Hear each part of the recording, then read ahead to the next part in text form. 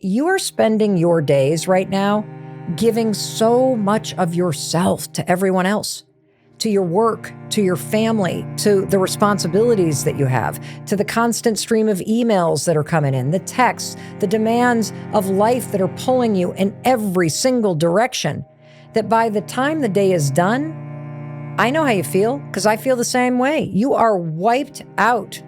The tank of gas in your brain, it is on empty.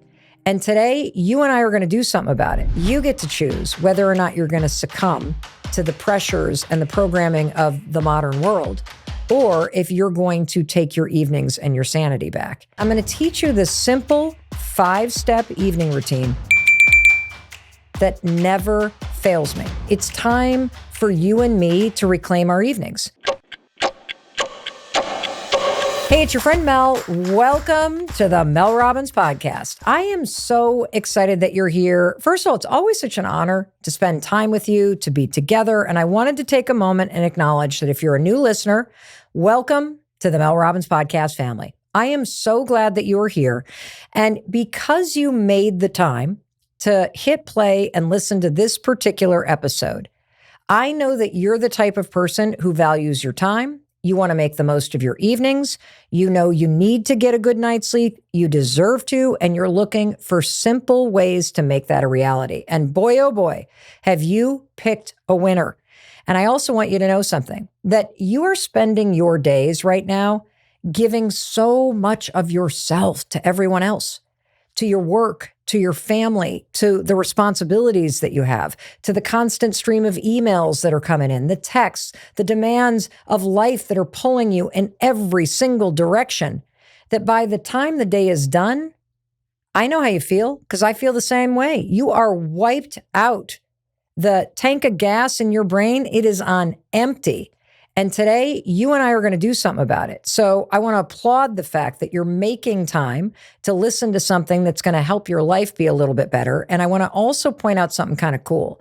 If somebody forwarded this to you and told you should listen to this episode, you want to know what's cool about that? It means that you have somebody in your life that's looking out for you, that cares about you, that wants you to feel better. I just think that's so cool. And so thank you again for being here. Thank you for taking time to listen to this. And I'm really excited to share everything with you because I know it's going to resonate because I'm struggling with this issue too, which is it's time for you and me to reclaim our evenings.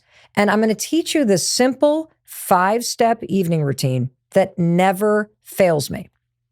Whenever I feel exhausted, overwhelmed, and weary, this is what I return to. These 5 steps, these are the basics. This is the foundation for creating an evening routine that really takes care of you. It sets you up to have a great day in the morning. And most importantly, what I love about this particular 5-step evening routine is, first of all, it's so simple. Second, this has nothing to do with productivity. You know, I don't know about you, but I don't feel right now like, ooh, let's attack the goals. Like, I feel like life is so overwhelming and the headlines are so depressing and everybody's got so much going on and there's so much information coming at us that by the time I get home, and my God, I have unpacked my backpack and I have put away the groceries and I've cooked dinner, I'm exhausted. Like, I feel like I've given everything that I had to give to everyone else. And now I've made it to the end of the day. It's 7 or 8 o'clock. I can't believe I'm still standing. And now I don't want to do anything. But here's the problem. The things that you do in the evening actually set you up to have a great day tomorrow or to wake up feeling even more exhausted, more overwhelmed, and more weary. And here's why I wanted to talk about this right now. First of all, I'm struggling with this. I've noticed this pattern in me where I'm scrolling on my phone at night and I know better. And so do you. I'm sitting there flipping through the channels and next thing you know, 2 hours goes by and I haven't even watched a show. And you've experienced this too. Why is this happening right now? Why is it that we live in this moment of time where you know you need to get a good night's sleep? You know that you don't want to waste your entire evening scrolling on your phone. You know that you don't want to stay up past midnight or past 11 p.m. and then screw yourself over because you don't actually get in bed in time to get a good night's sleep. So if we know that what's good for us is winding down and taking care of ourselves and getting into bed at a reasonable hour, why are we doing it? Well, there's a really interesting explanation for why so many of us are getting less sleep and we're wasting our evenings doing nothing. And it has to do with something called decision fatigue. See, you and I are making decisions all day long. In fact, I have this really interesting article that I found as I was researching our conversation today. It was an article that was published by the American Medical Association, and in it, you can hear me flipping through the pages. The reporter is interviewing Dr. Lisa McLean, who is a psychiatrist and the chief wellness officer at Henry Ford Health System in Michigan. Now, this is an entire article about something called decision fatigue. And the reason why I want to unpack this is because I want to give you some credit. Do you know how much you're doing all day? I don't even think you understand how you're showing up for everybody else, how you're doing a great job at work, how you're answering the emails, how you're returning the texts, how you're making decisions all day long. And decision fatigue, according to Dr. McLean and all of this research that she's citing, is a very real thing. It's the idea, quote, that after making many decisions, your ability to make more and more decisions over the course of the day becomes worse.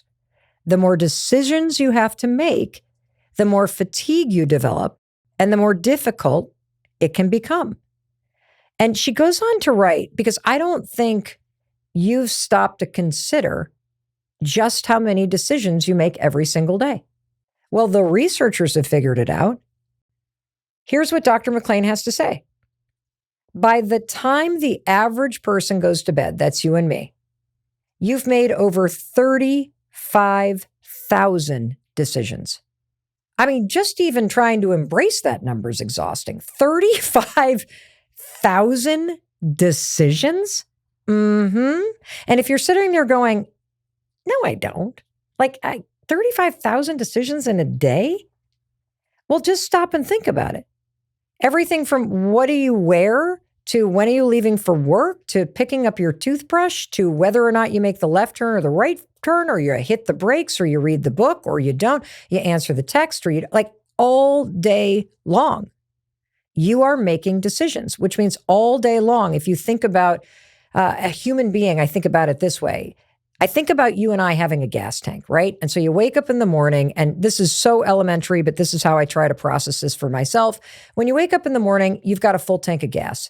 And all day long, every single decision that you're making, all the effort that you're exerting, all the caretaking, all the consideration, all the talking, all the thinking, every time you make a little decision or you put in a little effort, guess what? You're just slowly draining that tank of energy.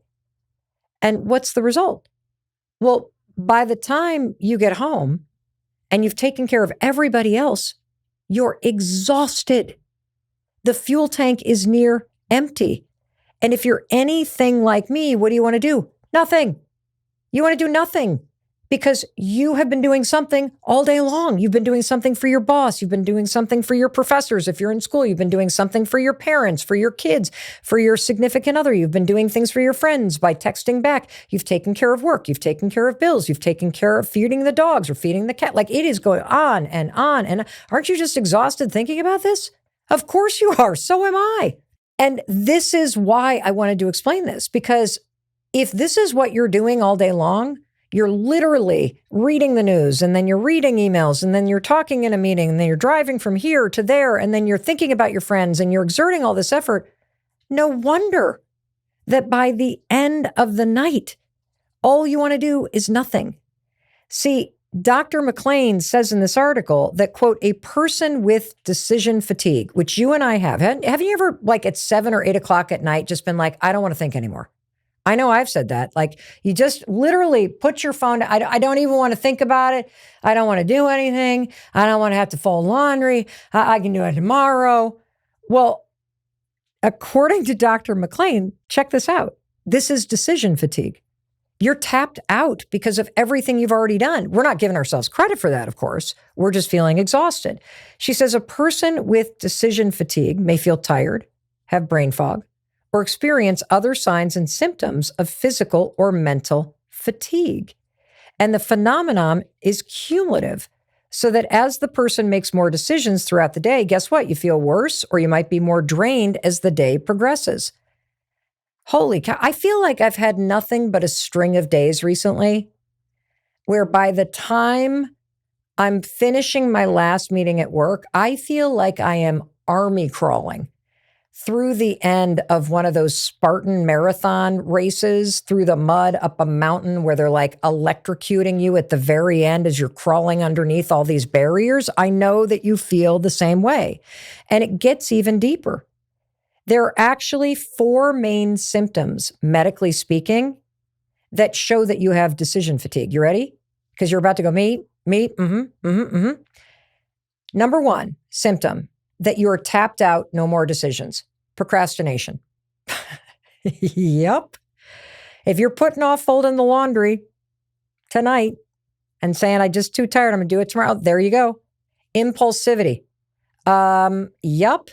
Like, for example, the fact that I popped off the couch last night, walked into the kitchen, stood in front of the open freezer, pulled out an ice cream carton and started eating from it with a spoon. Yep, that was last night. Avoidance, yes. I avoid anything that requires a decision, which is why I scroll like a mindless zombie idiot on my phone, because that doesn't require me to do anything except for zone out. Are you saying same? And you want to know the 4th symptom that medically speaking means you're struggling with decision fatigue? Indecision. How many times have you parked yourself on the couch and you've picked up the clicker and you literally spend an hour clicking through trailers, trying to find something online to watch? I mean, I will literally spend an hour watching trailers only to make no decision about what to watch. It's almost like looking at trailers online on Amazon Prime or on Netflix or Hulu or whatever it is that you like to watch, that looking at trailers is the new way to doom scroll on social media, only you're doing it on TV. I know you're laughing because you do it. Or do you do that thing where my husband has this notes app and he has been keeping track of movie recommendations from people for literally like 4 years? I guarantee you, every other night, he pulls it out as I'm flipping through trailers and he's like, well, let's take a look at the list. And we have read through the list 55,000 times and there is nothing on the list that I want to watch. And now I know why. Because one of the symptoms of decision fatigue after a very long day, which you experience and I experience, is indecision. I can't decide what I want to watch because I have no freaking brain power left to make a decision. And this brings me to the fact that you and I are losing control of our evenings because of this decision fatigue. And I want to take a giant highlighter and highlight it, because if you don't know what you're up against, it will continue to win. And so understanding and giving yourself credit that your days are long. You got a lot on your plate. You are doing so much. You're doing a great job. You are pouring into everybody else. You are doing your best in what feels at times like an impossible workload and an overwhelming world. And then you come home and you want to know what? Holy cow. I don't blame you. You've made enough decisions. Where's the reward? Here's the problem. And this has been a problem for me for several weeks now, is that it's understandable to feel exhausted at the end of the day, and you deserve a pat on the back, and you should be saying to yourself, I did a great job today. I did my best. I showed up. And I want to say that in case you're not saying it to yourself. But when you reach this point where you have decision fatigue, and medically speaking, you're like, I'm up against avoidance and indecision and impulsivity and procrastination, you know what that sounds like? That sounds like a recipe for disaster. Because here you've been focused all day long, you've been making the best decisions that you can, and now when you've got an evening all to yourself, now impulsivity, procrastination, and indecision takes over, and you screw yourself over. That's what I've been doing. See, this is what revenge bedtime procrastination is. It's this form of procrastination that hits because you're exhausted by your day. You've just given everything that you had to give to everybody else and everything else. And now at a moment in time where you deserve rest, where you deserve to put yourself first, where you deserve to turn back toward yourself and make yourself a priority. Now, at this moment where you and I just can't even think about another thing, this is where we procrastinate. See, you and I are making a decision consciously to get less sleep. Why? Why are we doing that? Why are we consciously deciding to flip through channels? Why are we mindlessly scrolling on our phones? Why are we doing this? I'll tell you why. This is crazy. You're just trying to regain some personal time. I mean, it kind of makes sense, right? Like, that's why you collapse on the couch. That's why I do it. And you want to know the totally screwed up thing is that my husband doesn't do this. It's kind of annoying. Like, the man is so disciplined. He has his habits dialed in. His number one habit is sleep. And that man, when it is ready for him to go to bed, boom, he pops off that couch. He will leave me stranded on a deserted island called the couch in front of the TV while I am flipping through the phone and flipping through the channels. And then, honest to God, this is what happened to me last night. The man was in bed at 9 o'clock at night. 11:35, I look up and I'm like, why am I still sitting here? Why am I still sitting here? And then, of course, I make myself wrong because, of course, you do the same. I should have gone to bed hours ago. I should have gone to bed hours ago. And now I have allowed decision fatigue to turn into procrastination at bedtime, where I'm making a decision. I'll just scroll a little longer. I'll just flip through the channels a little longer. I'll just avoid going to bed when I know it's the best thing for me because I'm now struggling with indecision because I gave it all to everybody else. No more. No more. I've done this to myself for several weeks. Now it's time for me to get serious about putting myself first again. And that brings me to the 5 steps of this super simple evening routine. This is an evening routine when the world is making you feel weary.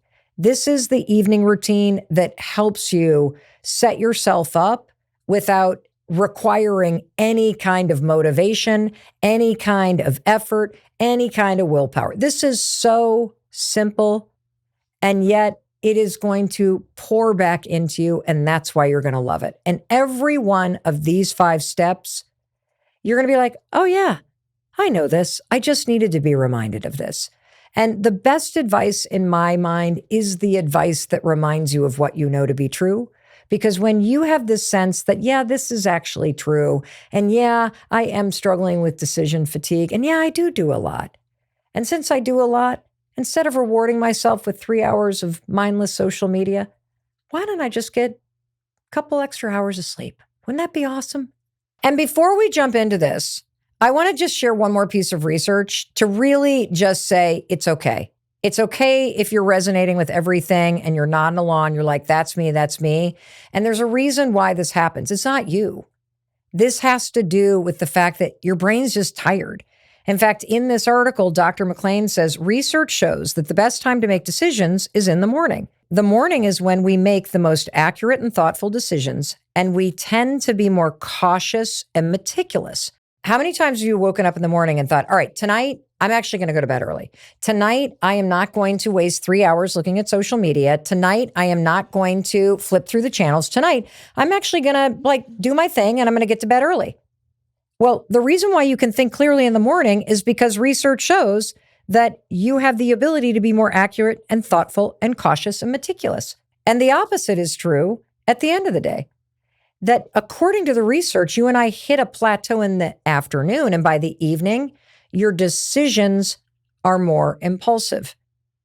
And that explains why you can know that you need to go to bed, but you make an impulsive decision because you're tired to not go to bed. So again, I'm going to tell you, it's not your fault. This is happening to all of us. And simply because you and I know that we shouldn't be doing it, it just isn't enough to overcome all the things that are working against you and what an incredible job you're doing all day long. And so here's what you're going to do. First of all, you're going to give yourself a break. You're going to recognize that this is a thing. You're going to acknowledge that this actually isn't your fault. And I'm going to walk you through the 5 steps of this super simple evening routine. And the best part, none of this actually requires any true decision making, like for real. This is The kind of 5-step routine you can do on autopilot. You can do with zero gas in the tank. That's how easy this is, and it works. And so let's start with step number 1. And step number 1 of this simple evening routine for when the world is making you feel weary is pick your bedtime. This is the foundation for everything, and it is so obvious that when you're exhausted, you actually miss this step. And if you don't do step 1, the whole evening's out the window completely. See, your entire evening routine depends on this. You have to pick your bedtime. If you don't pick your bedtime, you don't have an evening routine. And that's part of the problem is most people don't pick a real bedtime. Like you think, oh, okay, I need to go to bed at 10. But in reality, you're scrolling until midnight. And so you have to be intentional about this. And here's the real trick. Are you ready? It's not sort of when you think you want to go to bed. You have to actually think to yourself, if I want to get a good night's sleep, and that's roughly 8 hours, here's the rule of thumb. And this comes from a conversation with one of the most renowned sleep experts in the world. Her name is Dr. Rebecca Robbins. She is a medical doctor and a sleep researcher at Brigham and Women's Hospital here in Boston, Massachusetts. And she basically explains that, the mistake that a lot of us make is we think that, if I got to get 8 hours of sleep, I'm going to go right to bed at 10 o'clock. That means 8 hours of sleep at 6 a.m., bada bing, bada boom. She's like, no. Even the best sleepers actually take about 20 minutes to truly fall asleep. And so here's a simple rule of thumb. I'm going to give a huge shout out to my friend Amy. This is the rule of 9 hours. You ready? This is going to blow your mind. If you want to get 8 hours of sleep, you need to spend 9 hours in bed. You ready? You want to get 8 hours of sleep? You got to spend 9 hours in bed. And so here's how I want you to find your real bedtime. And you can make this decision first thing in the morning.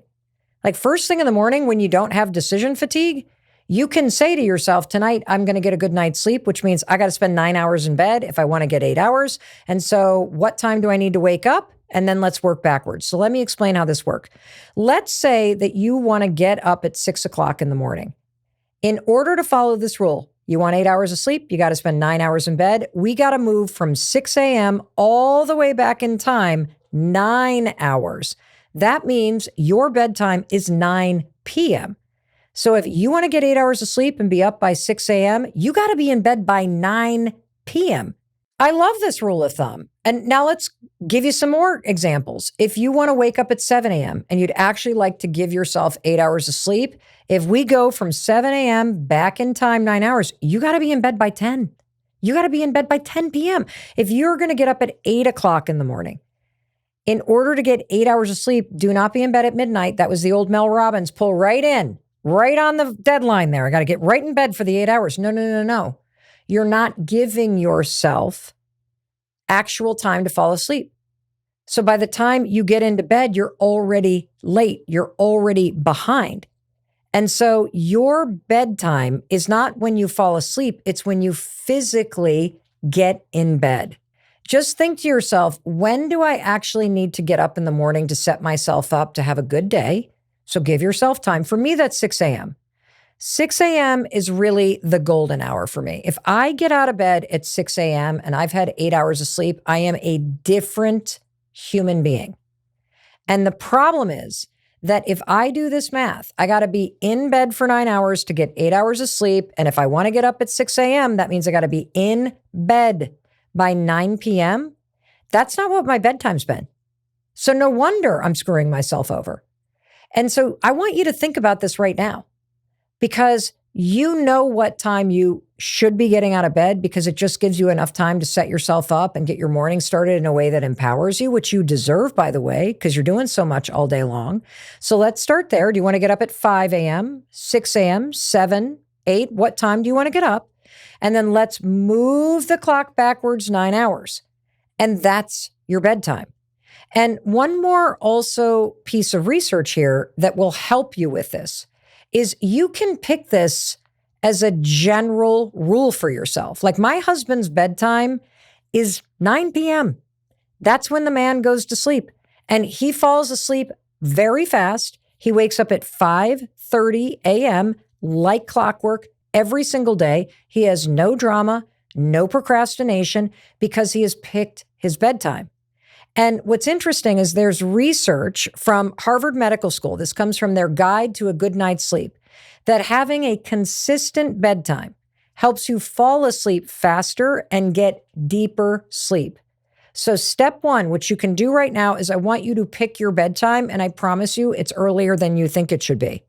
Because I never did the math properly until I sat down with Dr. Rebecca Robbins and had this, whoa, wait a minute. If I want 8 hours of sleep, I got to be in bed 9 hours. That gives me time to read a book. It gives me time to kind of lay there. It doesn't put pressure on me. I don't start getting nervous. I'm actually working with the science. And since you pick your bedtime ahead, you don't need to worry about decision fatigue. And here's another simple tip you can do. If you're just starting to learn this new routine, put it in your phone as an alarm. Because that way, if you're sitting on the couch, mindlessly procrastinating and doom scrolling or flipping through the channels, boom, it comes up and it's like bedtime. You need to be in bed for 9 hours to get 8 hours of sleep, and you deserve that. And if that pops up, it's like a little nudge from you when you had clearer thinking to remind you, okay, put the phone down because it's time to turn back toward you and give your energy back to you. Now you're going to move to step 2. Clean up the mess so you start your day fresh. It's just like flushing the toilet. Like when you've used the toilet and you've made a mess, why would you leave it in there? Of course you don't want to. You want to clean up the mess so that you have a bowl that's fresh, right? And I want you to think about your day just like using a bathroom. When you're done, you flush. You don't leave it there. You don't want to have to stare at it again. And the same is true about cleaning up today's mess so you can start tomorrow fresh. Because why would you leave today's mess for you to clean up tomorrow morning? See, there's a huge difference when you wake up and you walk into the kitchen area and it's clean. There's a huge difference when you walk into the place where your sink is and there's nothing in it. It's the difference between waking up fresh and feeling behind because you got all this stuff all over the kitchen counter. You got all this stuff lying on the floor. You got all this stuff spread out all over the place. You got all this stuff piled up in the sink. How does that make you feel? It makes me feel like I'm behind. It makes me feel like I got stuff that I need to do that I should have done yesterday that's now sitting here staring at me right in the face first thing in the morning. And so when I just do step 2, and again, this is kind of that thing where you got like 15 minutes before it's your bedtime, and now it's time to just clean up today's mess so you can start tomorrow fresh. What does that look like? It takes 5 minutes. Like I'm not talking about doing a deep clean. I'm talking about just cleaning up the mess. Why? So when you wake up tomorrow, it's fresh, you're calm, you're in control. You got nothing you got to do but just step into the day. And so here's what I do. It takes less than 5 minutes. And what I love about this is I do this on autopilot. Like, so I've worked a full day. I don't want to do anything. I've made dinner. I've fed the dogs. I've done a little laundry. I've collapsed on the couch. Maybe I've clicked through channels. Maybe I've scrolled a little bit. All of a sudden, I'm like, oh my gosh, it's getting close to my bedtime. Time to clean up today's mess. So I first walk through the kitchen and I get everything out of the sink. I literally load the dishwasher. I wash out the pots. I clear off the counters. If the trash is full, I take out the trash and walk it into the garage. If there's things that are not where they belong, like somebody has hung their jacket on the chairs around the island, I pick up the jacket, I walk it and put it on the hook. I plug in my laptop. If I've got things that I need to remember for work, I stack them in a little pile and I put them on the countertop. That's all that I'm talking about. That's it. For you, it might mean that pile of clothes that are in the corner of the bedroom, put them in a laundry basket instead of letting them lay there. You know, the other night I got home from a trip and I'd opened up my suitcase, but I hadn't unpacked it. Do you know what clean up today's mess meant? It didn't mean unpack everything and start laundry. I literally folded my suitcase back up, and stuck it in my closet. Clean up the mess. Because when I wake up in the morning, the first thing that I see is not the open suitcase and something that I needed to do that I should have done yesterday. And there's something really incredible that happens when you just have no energy and you're starting to wind down and you just kind of make a pass like a Zamboni through the kitchen and just kind of clear off the counters, you hang up the coats and you get everything out of the sink. And why does this work? Multiple studies show that living in a messy environment, it actually raises your stress level because you see things that aren't done. And when you wake up to yesterday's mess, it drains all of your energy for today before you even get into your day. And so the first decisions that you're making in the morning are, should I do the dishes that I left for last night? Should I hang up the cut? You could have mindlessly done those as part of your wind down routine. And see, doing it at night, it actually takes less effort. Why? Well, you already have no gas left in the tank. So you're not going to be a perfectionist about this. You're not going to turn like changing things around into some big project where you're now organizing kitchen drawers. You're just going to take the scissors and stick them in the drawer. Instead of taking the scissors first thing in the morning and be like, oh my gosh, this drawer's a mess. Now I should be organizing this thing. And next thing you know, you're like running even later because you took on something more in the morning when you had more energy. Don't do it. Don't do it. In fact, we were talking as a team about this. One of our team members was like, oh my gosh, I have so gotten into a habit of leaving the dishes at night for me to do in the morning. And every time at night, I'm like, I'll do it in the morning. Why? Decision fatigue. We know you procrastinate, you're impulsive, and you avoid things when you have decision fatigue, which we all do at the end of the day. But what happens when you wake up and you've gotten up and you're ready to start your day and you walk in the kitchen and there is a disgusting pan that is full of soapy leftover chili that you have filled last night with hot water and soap, thinking, oh, I'll just let it soak all overnight and it'll be easier. There is nothing easy about plunging your hands first thing in the morning into a greasy, cold, chunky pot that has been soaking all night, and now it's waiting for you like a dish hangover for you to deal with, and this is how you're starting your day. Don't do it. And look, again, I'm not trying to blame you. This isn't about like, becoming an ultra marathoner and like killing your goals. This is literally the world's already beating you down. You got enough to deal with. And so while you're already exhausted, while you're starting to wind down, while you're starting to turn off the lights and close the doors and all this stuff, literally like just clear off the counters. Do you see how this works? That you can just boom, do yourself a little favor while you're tired, you're kind of zombieing your way to bed, all good. And when you clean up today's mess so you can start tomorrow fresh, 5 minutes. And it's a gift you can give to yourself. All right, let's talk about number 3, okay?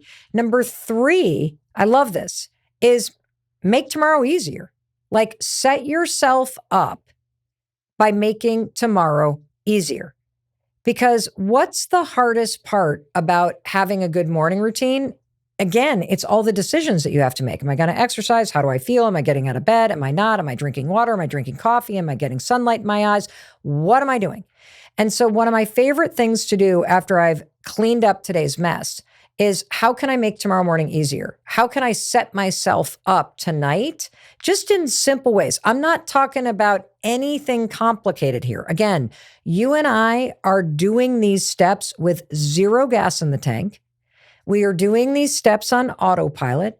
We are doing these steps because we know these simple things are a way to take care of ourselves when the world is wearing us down. And so there are simple things that I do when I'm literally half asleep walking to bed. Number 1, I always pull out my workout clothes and I just lay them right on the floor. Why? Well, because it's easy when you're exhausted and you're already in your bedroom to just pull open the door and be like, okay, tights and a tank top and a jog bra. And okay, I'm going to go for a walk. So let me throw the sweatshirt on. Boom, I'm done. No thinking about it. No considering how I feel about it. Nothing. Another thing that I do, super simple, as I'm clearing off the counters, a way that I make my mornings easier is I fill up a water bottle or I fill up, one of my handy little mason jars and I fill it up with water. And I always pour in this like electrolyte mix by this company, Element. I know you're going to ask. They're one of our sponsors. They did not pay me to say that. I actually use the watermelon flavor. Pour it into my water. It's got like magnesium and salt and potassium. And you know what I do with it? I stick it in front of the coffee maker. Why? Oh, well, I've just made my morning so much easier because when I get up and I go through my morning routine and I eventually walk out into the kitchen, first of all, kitchen's clean. So I got no mess to clear up. Thank you, Mel Robbins. My morning just got better. And then I walk over to the coffee maker because I want a cup of coffee, but then boom, I've set up my water. Now it's easy to drink water before coffee. It took me no time. Like I'm literally doing it sleepwalking at night. Thank you, Mel Robbins last night. What else do I do at times? I'll pack up my lunch. I will prep a little bit of breakfast, or I'll at least look in there and be like, okay, there's no eggs. Oh, I could do yogurt. Okay, got it. Another thing you could do, put your keys in the same place. Pack up your backpack and put it on the counter. Set out the forms that the kids need. Why are you doing this? Well, because anything that you do tonight that could make tomorrow morning easier is a gift that you're giving to yourself. And so these simple things that if you are half asleep and you're organizing your work stuff and just collecting it on the island, boom, there you go. How much easier did you just make the morning? Now in the morning, you don't have to search for stuff and you just kind of did it half asleep. And this works because of what we've been talking about. This idea of all of the decisions that you have to make all day long. And so if you're literally zero gas in the tank and you're already going to turn off the lights and you're already going to put the dogs in the mudroom or in their crates, or you're already going to turn down the heat, or you're already going to be kind of going through that, okay, turn off this light and do that, like the wind down so that you are now ending the day. As part of that, just do a few things that set you up for success. I mean, that's the coolest thing. One of the things my husband does that I've noticed recently is he drinks a smoothie in the morning before he works out. He now makes like a triple batch and then he'll pour a bunch of it into mason jars and then he puts it in the freezer. And then in the morning, he just pulls one out of the freezer and sticks it in the microwave for a minute. And now he's got like this soupy, yummy, pre-made protein thing. I mean, talk about making your life easier. And here's the other thing. All of these small little things that you're doing, and I love the one about laying out your clothes on the floor, right? It removes a decision you have to make in the morning. It removes any friction that your feelings create. I don't feel like doing it. I'm too tired. Well, there are the clothes. Just put them on. And that makes these new habits easier to stick to because you really don't have to think about it because you've just made it obvious and easier. Because it's staring at you right there. Another big trick for me that's really helped with making sure that I exercise every day is I pick what I'm going to do the day before for exercise. So for example, if I'm going to walk, I know I'm going to walk. If I'm going to stream an exercise class, which is what I did this morning, I've actually picked the exercise class and I text it to me. Why? Or I put it in my calendar because then in the morning, I don't have to make a decision. The clothes are on the floor, just staring at me. Like, what are you going to do? Step over me and ignore the fact that you're supposed to exercise? No, I'm going to put it on, even though I don't feel like it. And then instead of walking into the kitchen and going, okay, well, what am I going to do? I've already made the decision. I've texted myself the link to the class. And that makes it easier to get done. Do you see how genius this is? And here's the thing I love about this so much is that because I'm tired at night, I don't overthink these things. I just kind of mindlessly check the box. Like, do you ever, as you're standing at your door, question whether or not you should lock it or turn on the alarm? Of course not. Like, it doesn't matter how tired you are. You always turn off the lights and you always lock the door. Like, it's part of your routine. And picking a bedtime and cleaning up today's mess so tomorrow you can start fresh and just making little things easier in the morning. This is so mindless. It really does feel good. And that brings me to step 4. And this part's like amazing. You're just going to take 5 minutes for yourself. That's it. 5 minutes for you. Like, you already gave your day to everybody else. You already gave time to social media. You already took care of everybody in your family. You already responded to the texts and you wrote the emails and you sat in the meetings and you did your work. You already took care of the dogs and the cat. You already took care of people at work. If you have a job where you're taking care of people, you've already poured energy into everybody else's stuff. You've already wasted time, like just mindlessly watching things. How about before you climb into bed, instead of constantly giving more of your attention, more of your energy to your phone or to the TV or to somebody's drama, what if you turned back to yourself? What if you gave yourself something that you haven't had all day, which is just time? I mean, really stop and think about this, because I'm sure your life feels a lot like mine. Like when you wake up in the morning, that's a moment of peace and power. And you're in control of what you're thinking about and your attention in the morning for whatever period of time that you have until you look at the phone or you look at the TV. Like you control those first 5 to 20 minutes first thing in the morning. But the second you give it to your phone or to a TV, you literally just turned everything that you got, your brain, your attention, your heart, your energy, to the world. And you're not going to get it back until this moment, right here, right now, every evening. And I say you deserve at least 15 minutes of time back. This is time you could read a book. This is time you could roll out a yoga mat and do a quick stretch. This is time where you could meditate. You could journal. You could just, after you've turned off the lights and you've kind of cleaned up the mess so you can start tomorrow fresh and you've made a few things a little bit easier, you could just sit in gratitude that you did that for yourself. You could ask yourself what went well today. That's a prompt that we learned from the amazing expert on brain and brain health, Dr. Daniel Amen. One of the things that I love to do in these 5 minutes is I run a bath. Like when I start that wind down, I turn the bath on and then I go and I clean up the mess in the kitchen and I start to wind down the house and lock the doors and turn on the alarm and put the dogs, in the mudroom and all that stuff while the bath is running. And all the while I'm making things easier. This takes me 5-10 minutes tops. And by the time I get in my bedroom, the bath is drawn. These are my 5 minutes. Some nights I'll make a cup of tea and I'll put a scoop of magnesium in it, cup of mint tea, magnesium. I love this time. And here's one thing that I've noticed.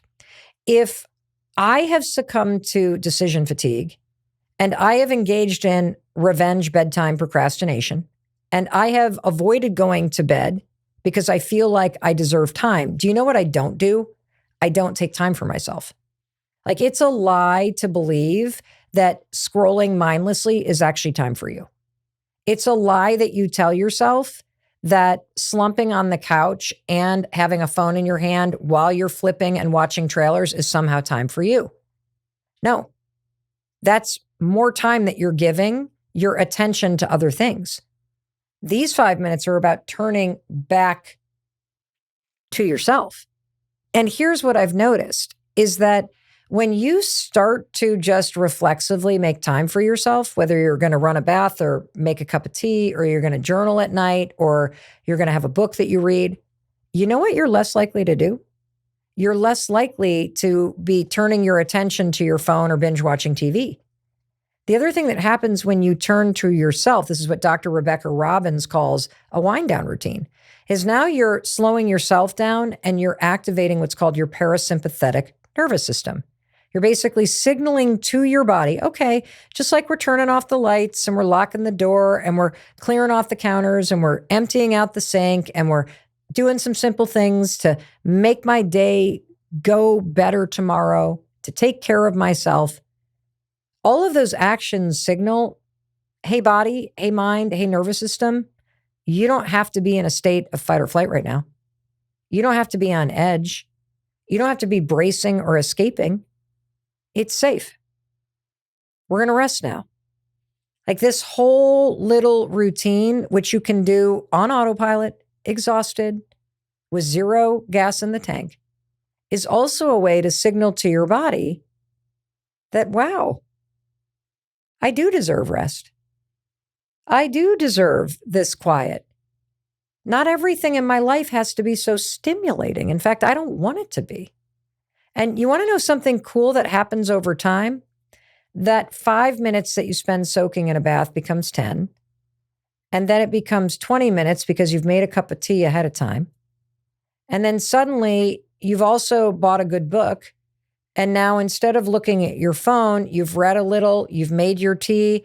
You're now part of your wind down routine as you're cleaning up today's messes to set yourself up for tomorrow. And you're making things easier. And you're now turning back to yourself. Like your whole evening, and are you getting this? Is actually you turning back to yourself. It is you saying to yourself with every small little move that you make in this tiny little 5-step routine, I matter. My rest matters. Sleep matters. Feeling good matters. And I've already given enough of myself to the world. No more. No more. I'm going to give myself that time because I deserve it. And you're going to feel different. Like I literally just doing this routine once and I'm done with the procrastination at night. You're going to feel so empowered. And so that brings me to step number 5. And this is the final step. I want you to tuck your phone in before you tuck yourself in. Okay. I could spend an entire episode. In fact, we could do dozens and dozens and dozens of conversations about the phone and how it's impacting your sleep. But I'm not going to go all science on you. I'm going to appeal to your wisdom, to what you know to be true. And I am going to appeal to your better nature and your ability to truly take care of yourself. And so here's the thing. You wouldn't let your toddler sleep with an iPad in their bed. At least I hope you wouldn't. Why wouldn't you do that? Well, I think we all know that a toddler wouldn't be able to help themselves, right? They'd be checking it. Well, we're all a toddler when it comes to the phone. And so you can't let yourself sleep with your phone. Like this is a massive game changer. And the reason why I'm going to say it needs to be a step in your routine is because just remember, you are also at the end of the day struggling with decision fatigue. That means you are already more impulsive. You already are struggling with indecision. This is why every one of us climbs in the bed and we're like, I shouldn't look at my phone. And then boom, you are indecisive about it. So you look at your phone. You know you should put it away, but you avoid putting it away. You have decision fatigue. This is not your fault, which is why you need to tuck your phone in before you tuck yourself in. And for me, what does this mean? It means I tuck my phone into the bathroom. I cannot have it next to me. I can't. I'm too impulsive. I am prone to procrastinating. I will avoid doing what's right for me. If I were an alcoholic, I would not have a Manhattan next to me at bed. If I had a cocaine problem, I would not have an 8-ball sitting right there. And I know myself and I know you. And at this moment, you are peak decision fatigue. And if you actually care about yourself, you will tuck your phone in before you tuck yourself in. And for me, that meant learning how to plug that thing into the bathroom, even though it felt like I was going through massive withdrawal and something terrible was going to happen. And what if this and what if that? This is the single biggest game changer when it comes to your evenings and your ability to sleep and your ability to wake up tomorrow and have the day actually work for you and to have a fighting chance that you're going to make decisions that empower you first thing in the morning instead of yet again turning your most precious asset, which is your attention and your energy, to the phone and to the world around you. Like they get it all day long. That's why we have to have boundaries between the world and actually ourselves and what's good for us. And so I plug mine into the bathroom because A, I can't reach for it in bed.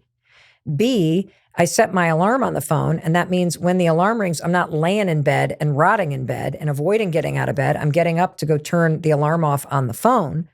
And number three, there's so much research around this, aside just from what we're talking about with decision fatigue and you being more prone to impulsivity and more prone to avoid going to bed and getting the sleep that you need because you feel like you deserve time to hang out.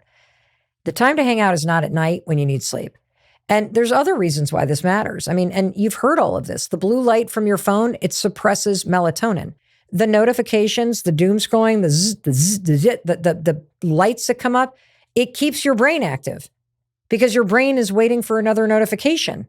It's looking for it, which what? Makes it harder to fall asleep. And even just having your phone near you affects the quality of your sleep. I mean, the science around this is bananas. The light at night is part of the reason why so many of you don't get enough sleep. Researchers have actually linked shortened sleep cycles to increased risk for depression, as well as diabetes, cardiovascular problems. This is research that was published in Harvard Health Publishing. I mean, here's the bottom line. I want you to find a new bed to tuck your phone into, and it can't be your bedside table. Charge it in the kitchen, charge it in the bathroom, charge it across the room from you, or charge it where my husband charges his phone, in the closet at night with the door closed. Because that will give you the chance to get the sleep you deserve. And again, I want you to embrace the truth of where we started, okay? The fact is, you and I live in a moment in time where the world is engineered and designed on purpose to steal your time, your energy, and your attention. All day long, you are giving yourself to work, to people you care about, to your kids, to your friends, to your classmates, to your teachers. You are pouring your brain into solving projects, to answering texts, to responding to emails. Like, it's unbelievable how much you do in a day. Unbelievable. And I want you to give yourself credit for that. And I also want you to understand that when you come home and you're tired and you're exhausted and you just want to collapse and, quote, not think, this is normal. That's exactly how you should feel in a world where you're working very hard and you're giving it your all and you're trying to show up, and you're doing a great job, by the way. You are doing a great job giving it all to the world. And I want to remind you that you deserve that attention and that effort back to yourself. And even though I get it, like, it is so easy to doom scroll, it is so tempting to collapse on the couch and just be impulsive and avoidant and make decisions that really kind of screw yourself over. I'm here to tell you, you deserve more. And nobody's going to change this for you. In fact, it's just going to get worse, honestly. The more the headlines are scary, the more you have problems in your life, the more overwhelmed you are at work, the worse it gets at night in terms of staying up too late and avoiding going to bed and continuing to look at your phone or TV. The worse it's going to get. And you now know why. Oh, wait a minute. I'm not an idiot. I am struggling with decision fatigue. Oh, wait a minute. I've already poured everything into everybody else. So I do have to claw back this time, both at night and first thing in the morning. This makes a lot of sense. Oh, wait a minute. The second that I look at my phone or I turn on the TV, I've now put the phone and the TV and everything on it in front of my sanity and my rest and my peace. Oh, wow. Yeah, this makes a lot of sense. And so now that you know what's at play, and you know that there is a situation that is beyond it's not your fault. This is just the way life is right now. But more importantly, when you accept that reality, you now get to choose. You get to choose whether or not you're going to succumb to the pressures and the programming of the modern world, or if you're going to take your evenings and your sanity back. And the way that I've done it, and the way that I keep coming back to it, and the way that you're going to do it tonight is very simple. Right now, pick your bedtime. You're going to work backward from the wake-up time. Is it 6 a.m.? Is it 7 a.m.? Is it 8 a.m.? When do you want to get up? Then let's work backward, and you need 9 hours in bed in order to get 8 hours of sleep. I love this. And it is going to be earlier than you think it is. For me, it is 9 p.m. Eastern. because I have a great morning if I get up at 6 a.m. And that means I got to basically be hitting the bed around 9 to ensure that I get 8 hours of sleep. Second thing that you're going to do, and I love this because, again, you do this when you're tired. You do this. This is part of the lock the door, turn off the lights, and start to wind down the day. You're just going to clean up today's messes so you can start tomorrow fresh. This is not a deep clean. This is literally bare minimum, people. We're throwing the scissors in the drawer. We are putting the backpacks by the door. We're hanging up the coats. We are getting rid of the dishes in the sink and either washing them or sticking them in the dish. We're clearing off the counter. That's all you're doing. So you get to wake up fresh tomorrow. How cool is that? As you're doing that, find small ways to set yourself up for success tomorrow by making whatever you need to do in the morning easier. Consolidate your stuff for work. Put your keys right on top. Pack your lunch. You can do that mindlessly. Throw your exercise clothes on the floor. Find the dog leash and the dog bags. Like, you're literally half asleep while you're doing this. That's why this is so cool, because that means you don't actually have to exert any energy tomorrow. You've just made things easier. If you love a cup of coffee first thing, grind the coffee, have the coffee maker ready to go. If you got a timer on it, set the timer. Boom, you just made the morning easy. You removed one more decision and you reserved your brain power in the morning for something more important. Now, the fourth step, 5 minutes for you. Acknowledge the fact that you gave it all as best you could to everybody else today. And now, as you are winding down the day, make part of your wind down routine 5 minutes for you. That's it. A bath, cup of tea, journal. Simply, as you're getting undressed, ask yourself, what went well today? Just something that's for you. Stretch. Could be reading a book to your kids before they go to bed. You know, you're kind of just being present with them, snuggling. 5 minutes for you. For me, it's a bath. Always a bath, always a bath, always a bath. And then finally, the fifth step in this incredibly simple evening routine for when the world just makes you feel weary and overwhelmed and tired. Tuck your phone in before you tuck yourself in. This is going to be the hardest one. And I get it. And here's one final thing. If you're somebody that's worried about your kids or work being able to reach you, no problem.